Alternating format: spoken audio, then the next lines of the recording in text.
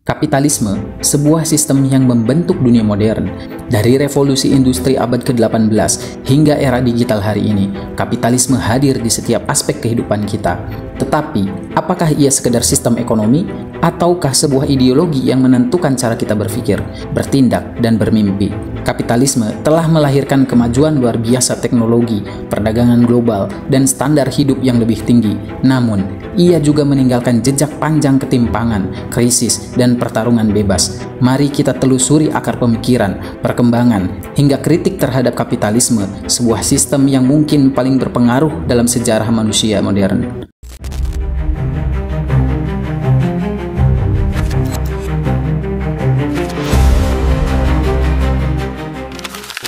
Untuk memahami kapitalisme, kita perlu kembali ke dasar ideologi.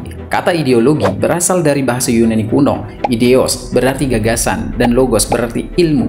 Lawrence Bagus, seorang filsuf Indonesia sekaligus penyusun kamus filsafat, menyebut ideologi sebagai kumpulan gagasan menyeluruh yang menentukan orientasi hidup manusia. Kapitalisme dalam hal ini bukan hanya sistem ekonomi, melainkan juga sebuah ideologi. Kapitalisme lahir di Eropa modern awal. Robert L. Lerner, seorang sejarawan barat, menjelaskan bahwa kapitalisme modern dipengaruhi oleh revolusi komersial dan merkantilisme, yaitu sistem ekonomi yang menekankan kekayaan negara melalui perdagangan internasional. Namun, tokoh yang paling sering disebut sebagai bapak kapitalisme adalah Adam Smith, seorang ekonom asal Skotlandia. Melalui karyanya, beliau menyatakan bahwa jika setiap individu bebas mengejar kepentingannya sendiri, maka akan ada sebuah tangan tak terlihat yang mengarahkan pasar menuju kesejahteraan bersama. Smith percaya pasar bebas adalah mekanisme alami.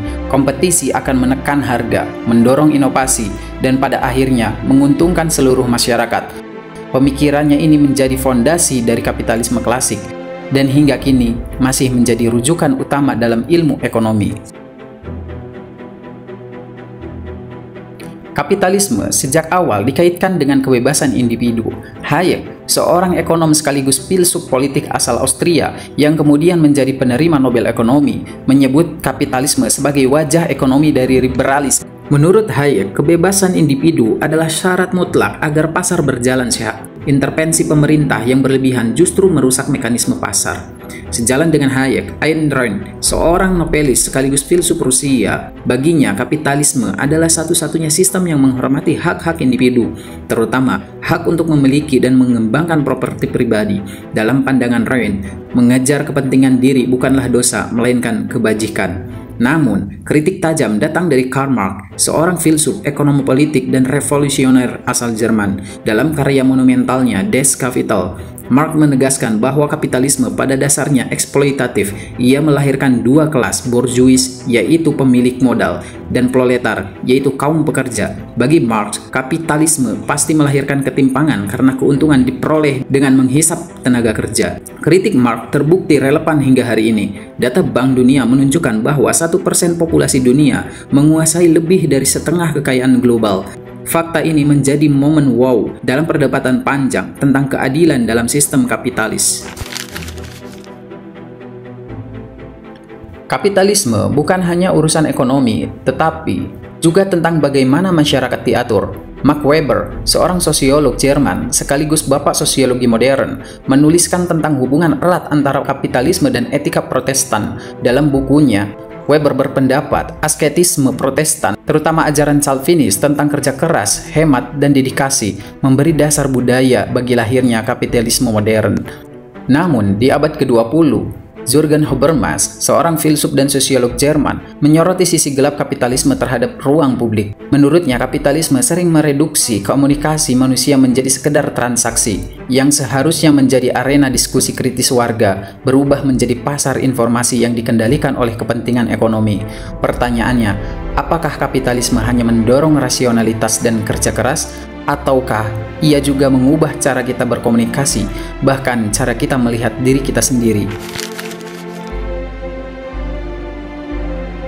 Setelah Perang Dunia Kedua, kapitalisme semakin mengglobal. Francis Fukuyama, seorang ilmuwan politik Amerika, melalui bukunya menyebut kapitalisme liberal sebagai titik akhir sejarah ideologi. Menurut Fukuyama, setelah runtuhnya Uni Soviet, tidak ada lagi alternatif serius selain kapitalisme demokratis. Namun, Daniel Bell, seorang sosiolog Amerika, memberi peringatan dalam karyanya. Ia menilai kapitalisme modern terlalu berfokus pada konsumsi dan kesenangan, yang pada akhirnya melemahkan etos kerja yang dulu menopang kapitalisme itu sendiri.